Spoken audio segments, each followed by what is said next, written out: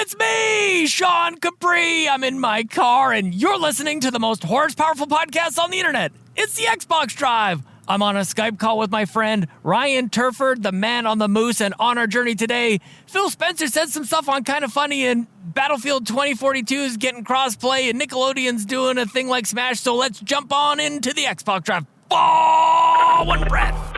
Greater than X.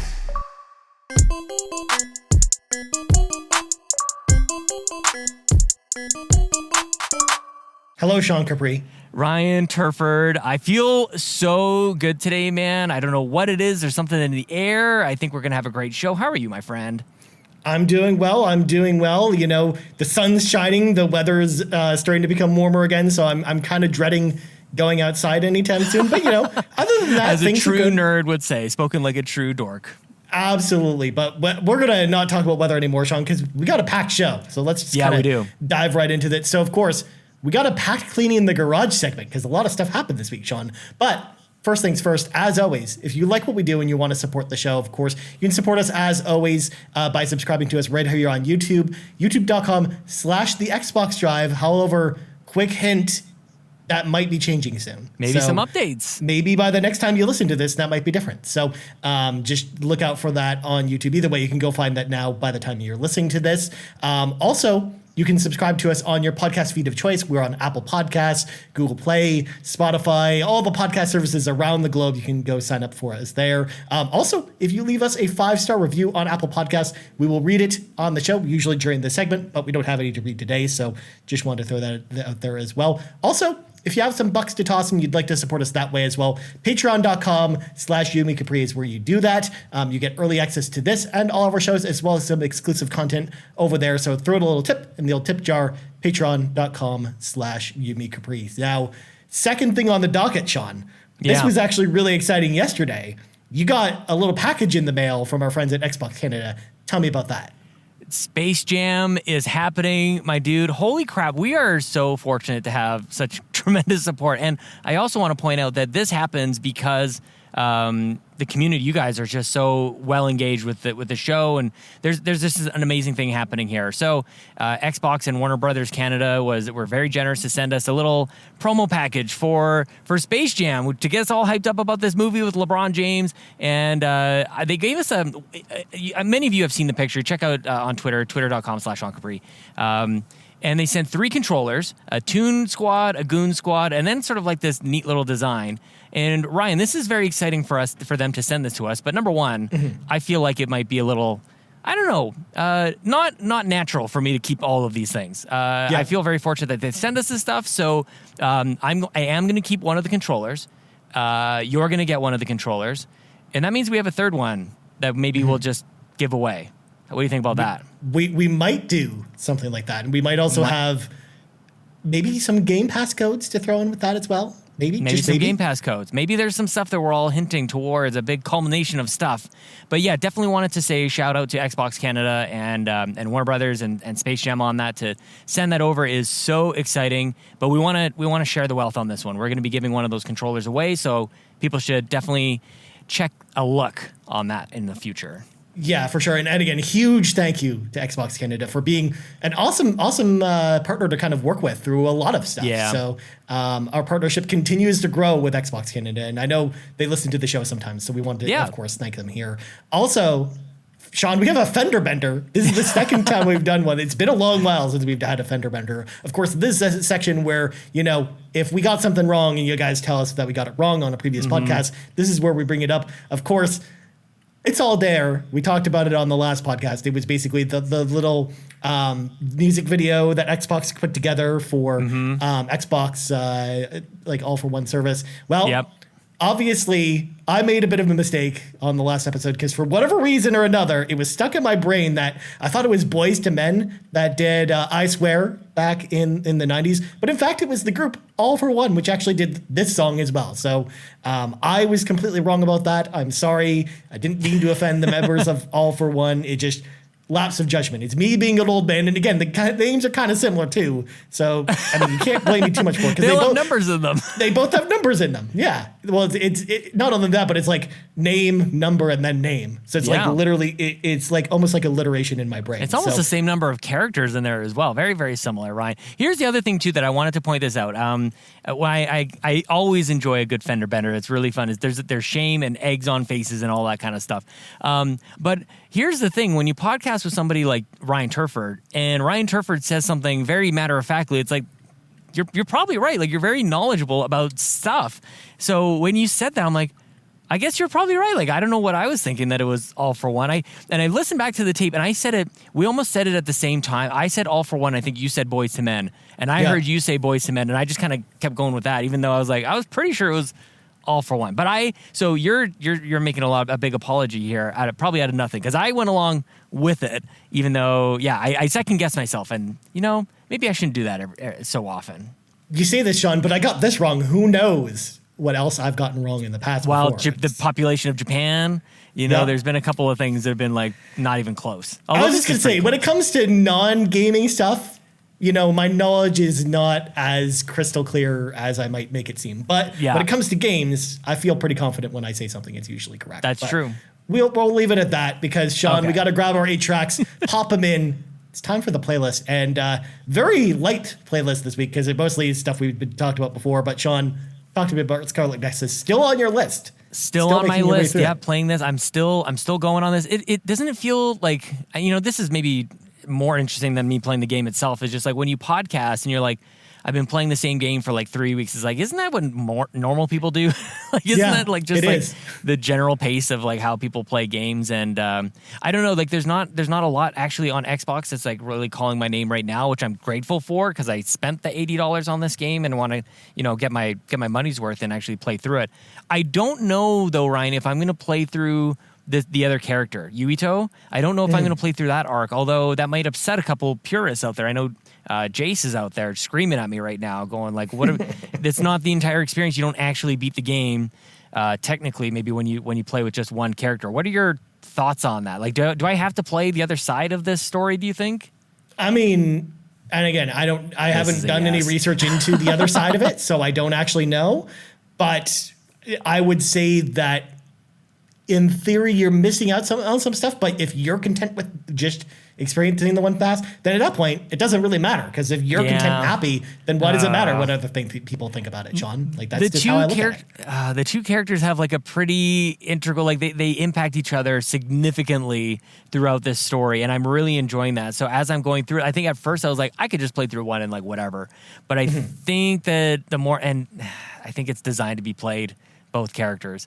So we'll see. I mean, honestly, this is a very rare thing for me, though, is because mostly I'm primarily on my Xbox and my Switch kind of takes second seat to it. But right now, Switch is kind of killing it. And I'm playing Monster Hunter Stories over there. I talked about that on the Nintendo Drive.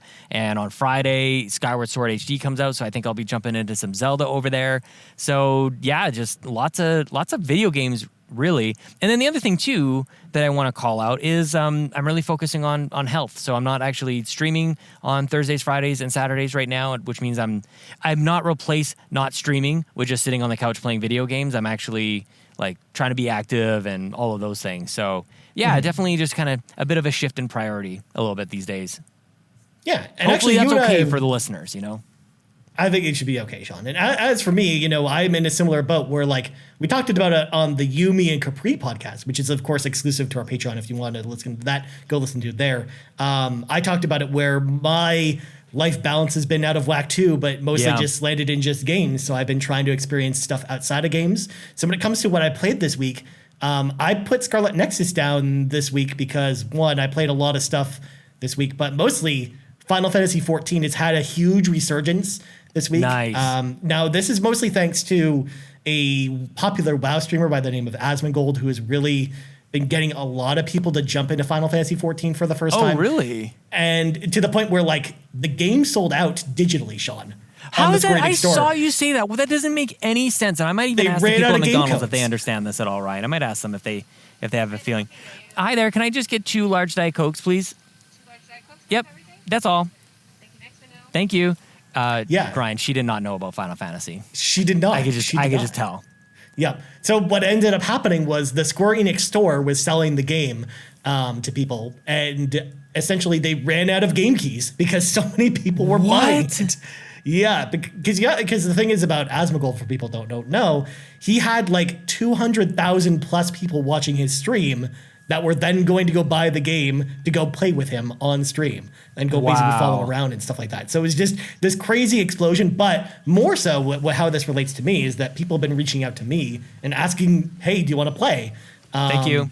People that hadn't played the game in a while or had just been picking it up for the first time. So I've been playing a lot of Final Fantasy XIV with people, just kind of, playing more towards the end game and getting ready for Endwalker, because the new expansion is coming out in a few months. I'm going back and getting all these cool mounts from some of the previous raid bosses. Thank you. And just having a good time playing with friends. And I know, again, this isn't an Xbox game, but again, it's Xbox adjacent because it's on PC. And again, I played other games this week, but we won't talk about that on. Do we even play Xbox, Ryan? Like, do we even?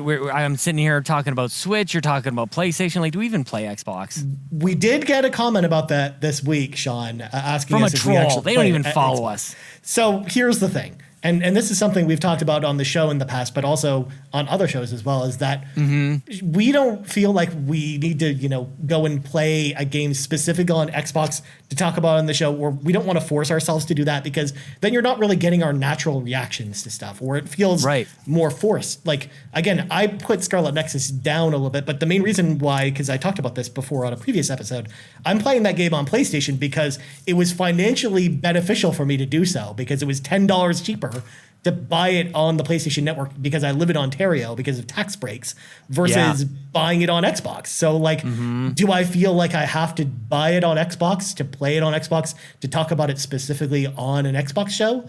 Even though I'm getting pretty much the same experience on PlayStation 5, I don't feel that that's the way it is. I don't think that's helpful. Or it's just as organic. And I know you feel the same way about it too. It's just like, where it's like sometimes we feel a little bit worried that maybe we're not playing as much stuff. But I still think that comes off as more genuine of us just playing what we want to play, or playing what interests us, rather than forcing us to play like some random game on Xbox because we feel like we need something to talk about on Xbox. So... so things are coming, Flight Simulator is coming, and I'm curious to check that out very soon. I'm sad I'm not going to have an Elite joystick or a Sidewinder, but that's just kind of where we're at right now. And there's Chris Tales coming out on Game Pass next week. Yes. I'm going to be playing that on Xbox. So Ascent is right after I think it's the 29th. So we kind of, you almost come to appreciate these little breaks, these breathers. I've got some time to play a bigger game like Scarlet Nexus. That's also a fender bender that I should have called out. That maybe I was saying that it was 80 hours or whatever. Although now that I'm realizing that there's two protagonists to play through, it's closer to like 60 hours. So maybe I wasn't. To be fair, we also wrong. said it. You said 80 hours in like a very jokey fashion, John. Where I think you were exaggerating a bit. That's true. That's true. I don't think it was ever meant to be taken literally. But so basically, to sum up the first 15 minutes of this show, we don't know what we're talking about. We barely play Xbox, and hopefully everybody's just cool with it. But we got a LeBron James figure. See, I can't exactly. Even exactly. Like some things are working out for us. It's a show recorded in a car. You know what I mean? We all know what we signed up for here. Yeah, I was going to say, you kind of know what you're getting with this show. Anyways, I'm slamming the brakes on this conversation, Sean, because it's time for some breaking news. We got a lot of cool news stories to talk about this week. So let's start off with one that just came out this morning.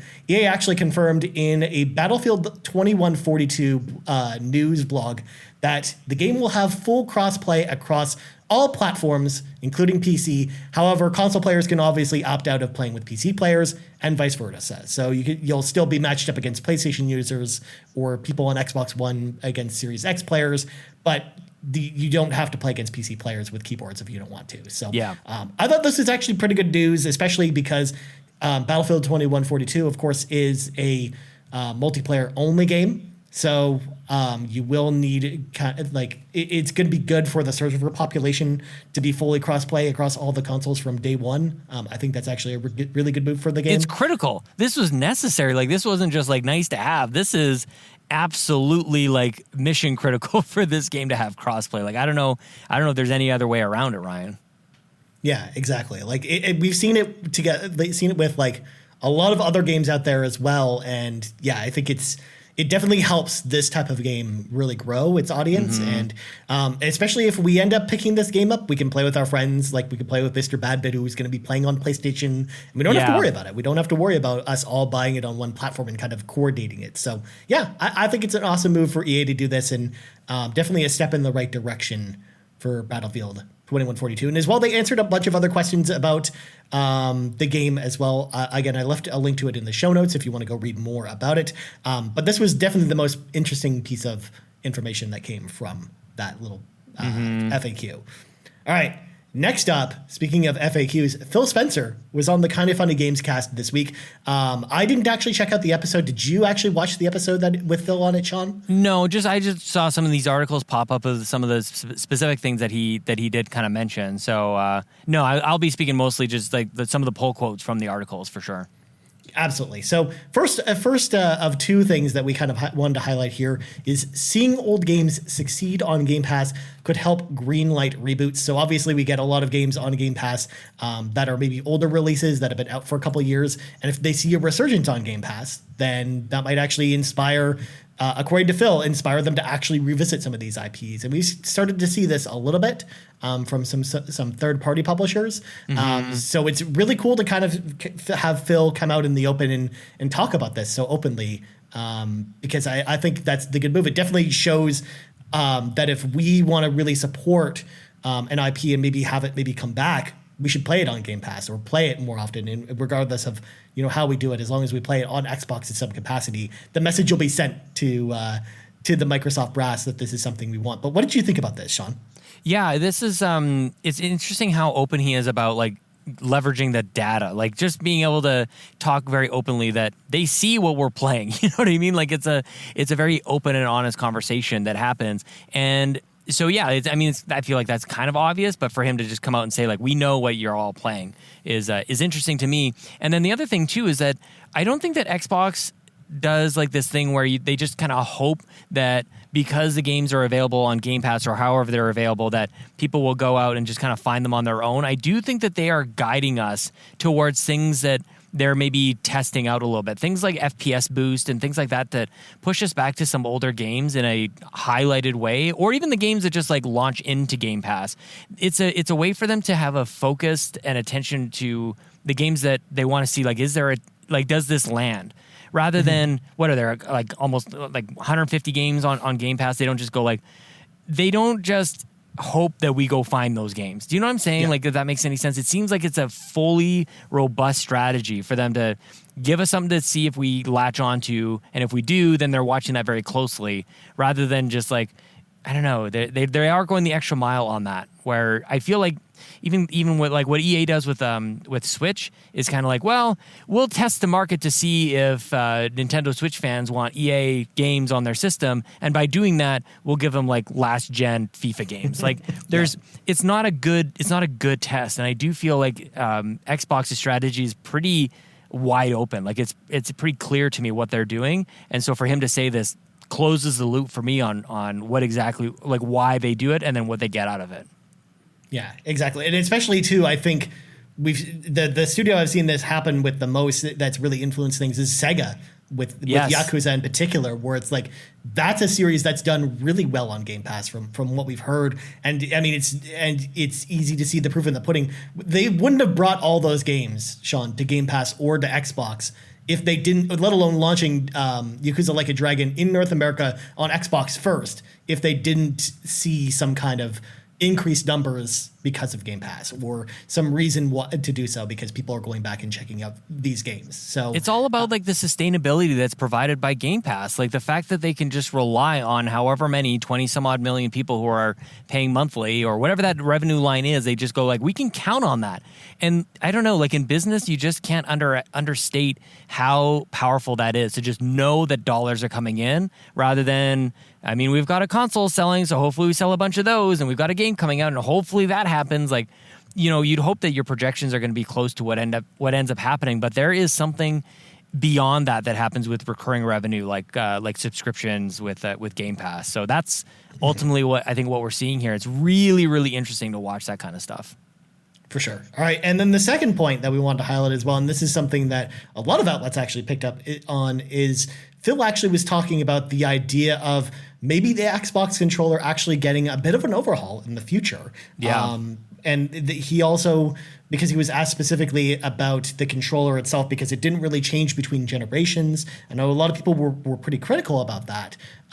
So when he was asked about this, he was talking about how the DualSense, the PlayStation 5 controller, might actually inspire the Xbox controller to change in some ways, to add things like, haptic feedback, as well as some of the other features that we have in the DualSense. So Sean, what did you think about this from a comment from Soul Sensor as well?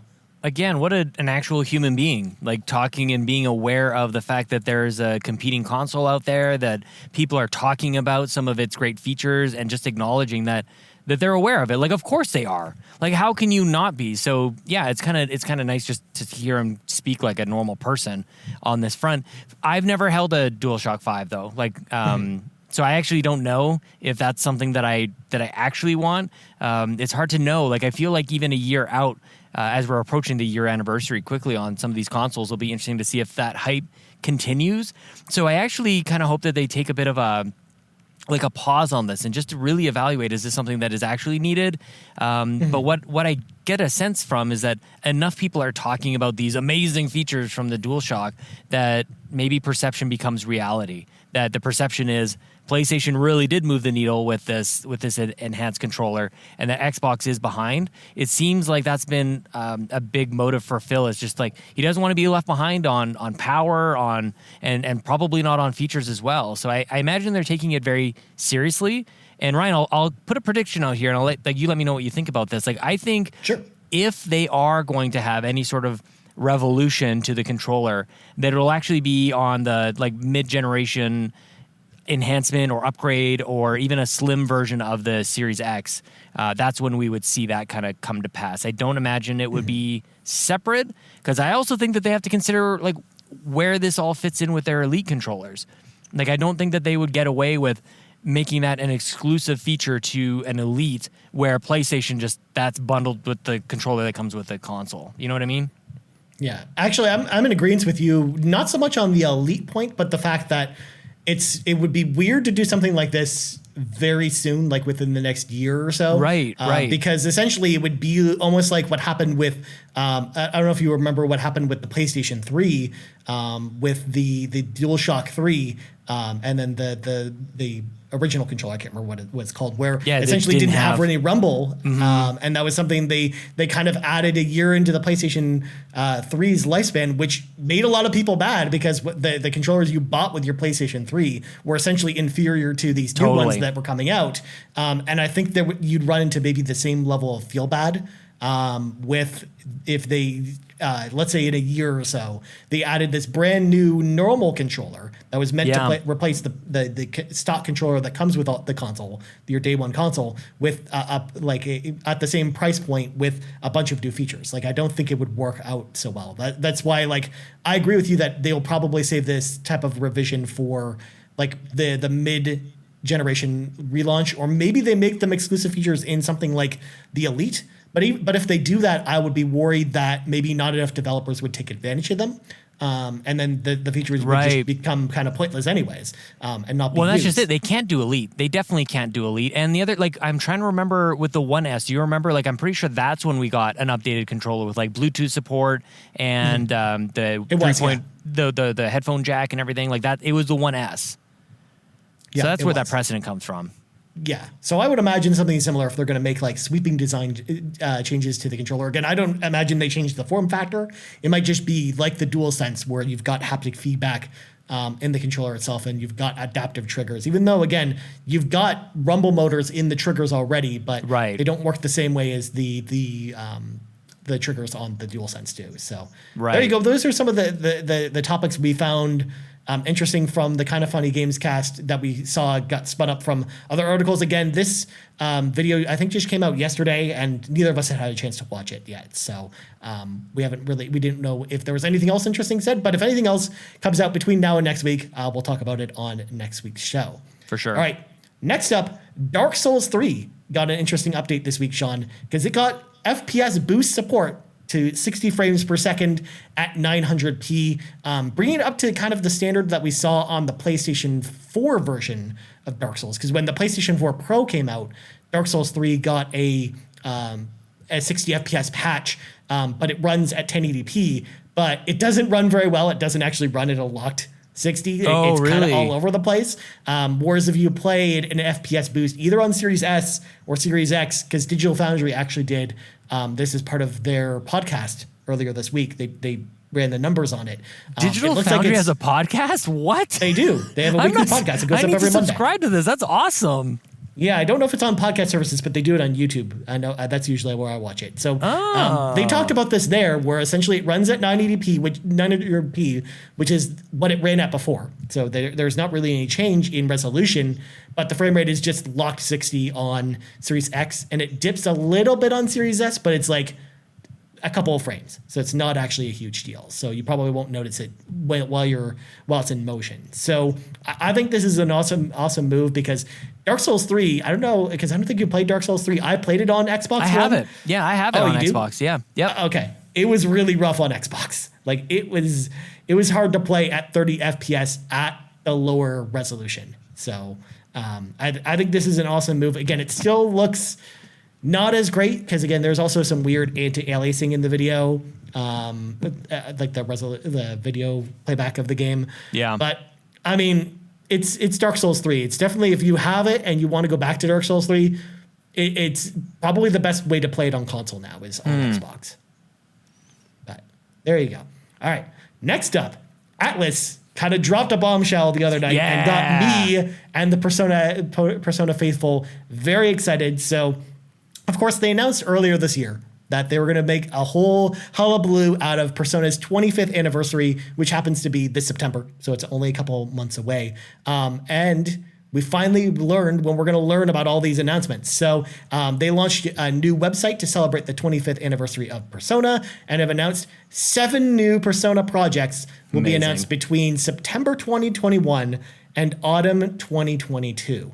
Not only that, but on this website, they showed a character graphic with all of the protagonists from all the previous Persona games. But then they have a little secret box, Sean, at the very end, indicating that probably during this cycle, we will know the protagonist and the color scheme for Persona 6. So, get out of it. I feel like you guys were just talking about this on the RPG Cave, that that's going to be so far away. And then, was it like a week later, you get this kind of tease at this. Now, did you say that games are going to be launched or announced from fall to fall? They just said these are announcements. So we don't know if the announcement, we don't know when any of these are coming out. Okay. Not only that, but they said 7 projects, not 7 games necessarily. They indicated that some of this has to do with merchandise. I suspect one of these announcements is going to be the mobile game that leaked, because there's a Persona mobile game that's going to be launching in Japan soon. Right. So I imagine that's going to be one of these announcements. So I imagine in this group of announcements, we're going to get 3 I would say 3 of them are going to be game announcements. One will be Persona 6 for sure, because of what the website's teasing. Whether it's because it'll announce obviously who it is, the setting, probably the color scheme, because again, each Persona game has like a color scheme associated with it. Of course. And they'll have that, and it really plays into the art and the gameplay. Mm-hmm. So I'm really excited to see what comes of this. I imagine this is where we're going to see Persona coming to Xbox. If you want kind of my predictions on this. That's where this comes into this show. I was going to say, Persona has historically had pretty much 0 to do with Xbox. So, definitely some speculation on our part that, this might be the chance. If there ever was going to be an opportunity for Persona to happen on Xbox, you'd think that this would be it, right? Especially just throwing it out there, because they did a little teaser image for the September 2021 announcement. The box for it is yellow and black, which are the colors of Persona 4. So I would imagine that might be where we hear Persona 4 Golden's finally coming to everything. Yeah, so, Switch and Xbox, yeah, and PS4, because it's not on PlayStation either. So I mean, it's on. Holy it's shit! On Vita, no kidding. But it's not on current gen PlayStation. Yeah, wow. I imagine it's coming to literally everything. But they might also bundle in the other games. Like they might release, they might announce at the same time as part of one announcement. Persona 4 and 5 are coming to other consoles at the same time. Like they might Ryan, bundle that into one announcement. This is going to sound like I'm making it up, but I just saw a lady driving a truck, and she's driving, and in the passenger seat is a giant teddy bear, which is very timely because of Teddy from PS4, Persona 4, which, man, what a cosmic just little sign from the universe that everything's going to be all right, my friend. I just know saw it's a happening. giant life-size Teddy. Yeah, it's happening. It's happening. So obviously, if you want to Confirmed. know more about kind of the Persona series, especially because, again, a lot of people who are listening to this podcast might not have ever known much about Persona, or maybe are new to the series and maybe want to know where to start if they wanted to start. We actually did an episode of the RPG Cave. This is a selfless plug, of course. Nice. This week, all about Persona. We didn't even know this news was coming this week. It just so happened that we planned our episode this week about Persona. Again. We talked about, obviously, where to start, what games are awesome, and kind of in a very spoiler-free kind of manner. So you can definitely check that out in the RPG Caves channel as well for us to talk about that. So, yeah, I imagine that we're going to get a lot of awesome announcements from this. And I imagine something from this group's coming to Xbox, especially because I'm 99% sure the color scheme for the next Persona game is going to be green and black. So, I mean, it's green, it's Xbox. Come on, it kind of goes together. Kind of like our the controller that might win the Design Labs, the official Design Labs design of an Xbox controller. You can vote on that at patreon.com/YumiCapri as well. That's the rubber version, green and black. Very nice, my friend. All right. Next up, and this one kind of was a little bit buried. I'm amazed people aren't really talking about this one. Deathloop's timed exclusivity window has been confirmed via a trailer that went up after the state of play that happened last week that we talked about on the PlayStation Drive. The game will be able to appear on other platforms starting on September 14th, 2022, which is exactly 1 year after the release date of Deathloop this year. All but basically confirming that the Xbox version of this game, because obviously they're not going to renegotiate to make they're not going to extend this or anything like that. So I would imagine this game comes to Xbox on that day. So on September Game 14th, Pass probably too. Like I think that's a given, right? That's just launching right into Game Pass. Game. Of course it's going to. Yeah. Yeah. So it's I don't know. It's a no-brainer. Like people can make up their minds with that in mind, but. Yeah, so I thought this was really cool because, again, Deathloop looked like a really interesting game, and it was one that I was already like mulling the idea of playing it day one, and especially because I didn't want to pay full price for it. But now, knowing that the exclusivity is exactly 1 year from now, I'm just going to wait on this one. Yeah. I know it'll come to Game Pass next year, especially with Arcane games too, because they usually don't grab me. But I always like to try them because I think they have like really interesting worlds and stories. Yeah. So, yeah, I will play this game on Game Pass next year. But again, this is not us saying it's officially confirmed for Xbox, but come on. That's true. Yeah.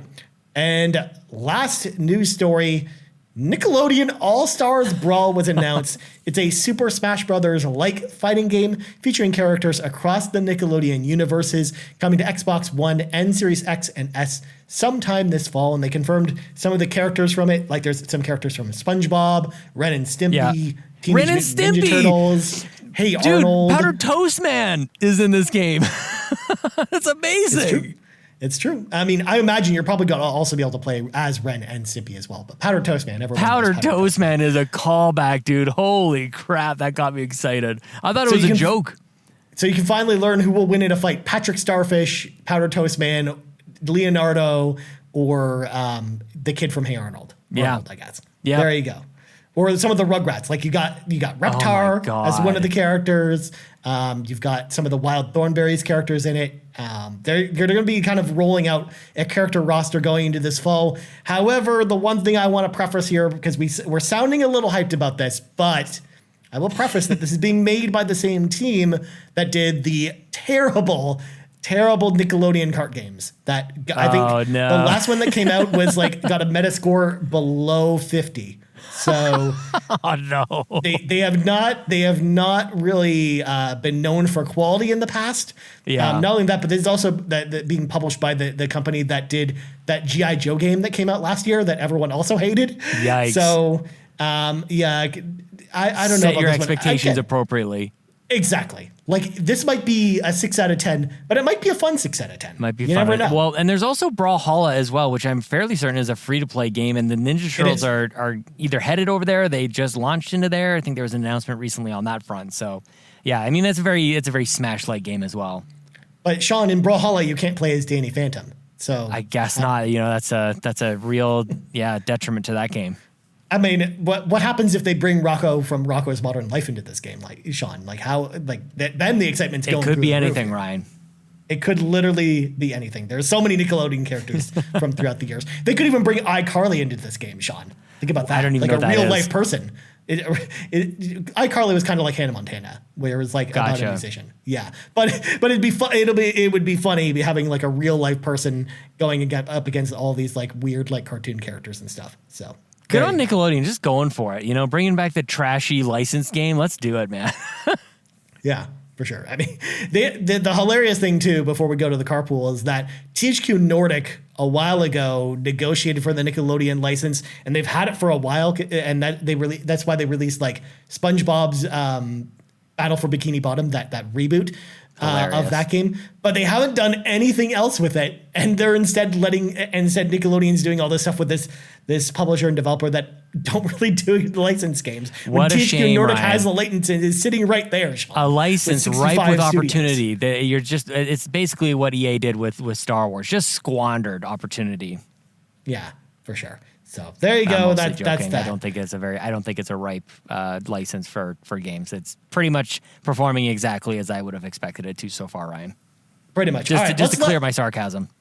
All good. Let's let some of our friends into the car with us, Sean. It is time for the carpool. Of course, if you'd like how your question read on the carpool, of course, if you follow us on Twitter at the Xbox Drive, we tweet out a question link every Tuesday where we're basically asking for questions. You can leave your questions there, and we will answer them on the show.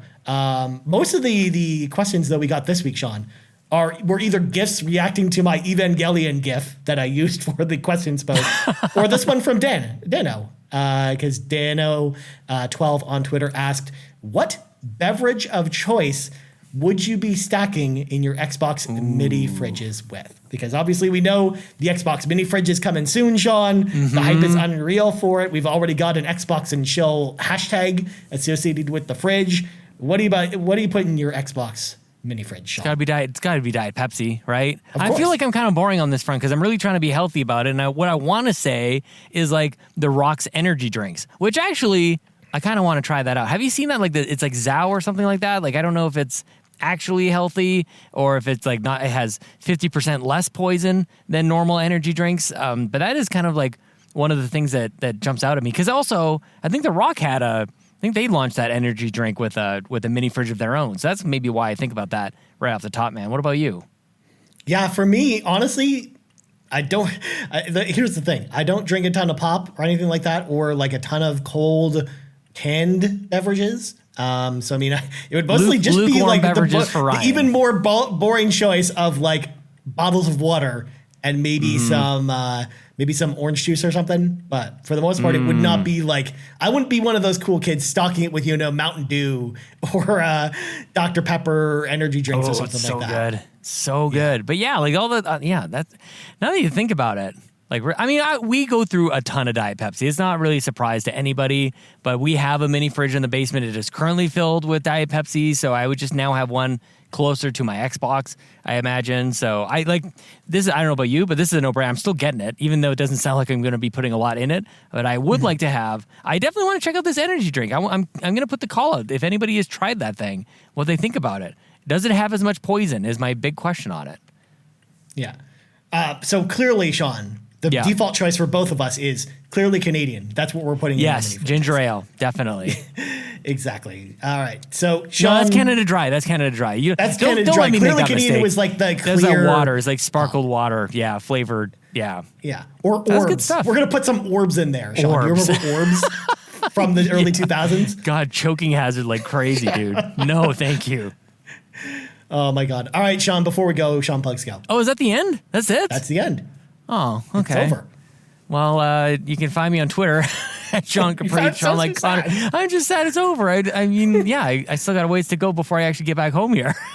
At Twitter at Sean Capri, Sean like Connor, Capri like the pants. And yeah, I'll take a moment to, you know what? Rather than plugging myself, I want to give a shout out to my good friend Console Kato, who I co-host the Nintendo Drive with. That's the other thing. You guys should check out the Nintendo Drive. It's like this, but we talk about Nintendo. She just achieved 60,000 subscribers on her YouTube channel, and I think that she deserves even more support. So if you guys are interested in what's going on over there that got her to 60,000 subscribers, youtube.com/Console Kato, primarily a Animal Crossing streamer and content creator, but she is seriously one of the most talented and quietly hardworking content creators out there. I'm sitting here bitching and complaining that I need to like fix my work-life balance and blah, blah, blah, blah, blah. She's out here like pushing out 2 to 4 streams a week and 4 videos a week. And it's just like, it's absolutely amazing. So if you even just want to have an appreciation for a hardworking individual out there, youtube.com/Console Kato. Not only that, but Console Kato also very good at Halo, Sean. So, also very good at Halo, like exceptional at Halo. Yeah, she's a bit of an X-bot as well. So even though like that side comes out a little bit, big time. Yeah, definitely go support Kato. She's awesome. Her YouTube channel is great. So definitely check her out there. As for me, you can find me on Twitter at Ryan Turford. Again, check out the RPG Cave if you're interested in Persona. We did a whole episode about Persona.